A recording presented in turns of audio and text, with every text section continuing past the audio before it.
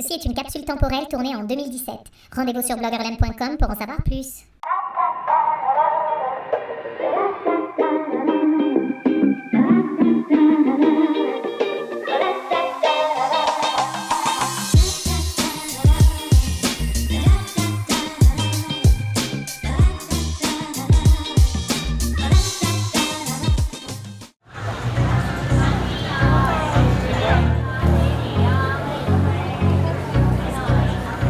Le soir, Séoul s'illumine. Il y a toujours quelque chose à faire, les rues grouillent de monde. Suivez-moi pour découvrir certaines des activités les plus originales de la ville.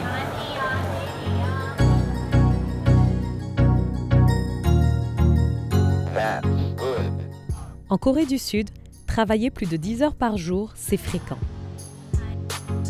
Mais après une dure journée de labeur, les Coréens savent aussi s'amuser. Restaurants, bars, concerts de rue, la capitale Séoul regorge de lieux où décompresser entre collègues, amis ou en famille. Quelles que soient ses préférences, on trouve toujours quelque chose à faire.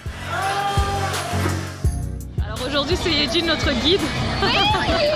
Pour moi, ma soirée coréenne commence avec du tak galbi. C'est une spécialité à base de poulet très épicé. Le restaurant où je mange avec ma sœur Asma et son amie Yejin est reconnu pour son tak galbi traditionnel. Comme dans la plupart des restaurants coréens, on se sert nous-mêmes les plats d'accompagnement. Il y a toujours du kimchi, le célèbre chou coréen fermenté, et d'autres légumes marinés, souvent sucrés ou acidulés.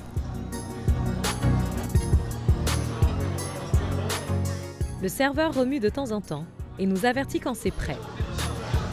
C'est tellement piquant que j'ai du mal à manger plus de quelques bouchées. La soirée continue avec un dessert, du binsu. C'est une glace au lait râpé, assortie de fruits, de pâtes de haricots rouges ou de poudre de germes de soja appelée injolmi. C'est tout simplement délicieux. C'est avec le ventre plein que nous nous dirigeons vers un photomaton.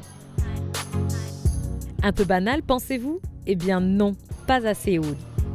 Oubliez la vieille boîte en voie de disparition dans les métros de Montréal. Ici, les photomatons sont 2.0. Costumes, gadgets, fonds de scène numériques. Les photomatons de Séoul attirent petits et grands, le temps d'un cliché. Let's do Paris.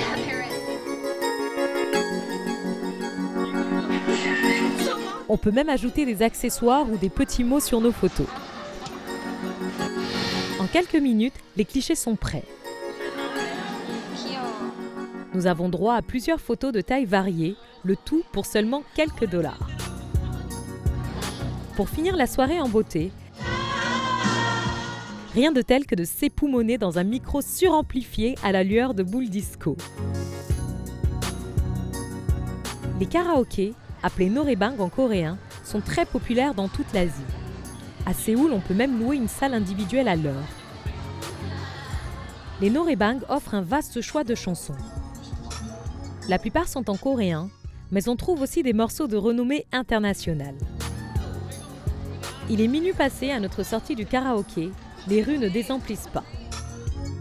Je rentre me coucher, mais Séoul dormira probablement peu cette nuit, comme à son habitude.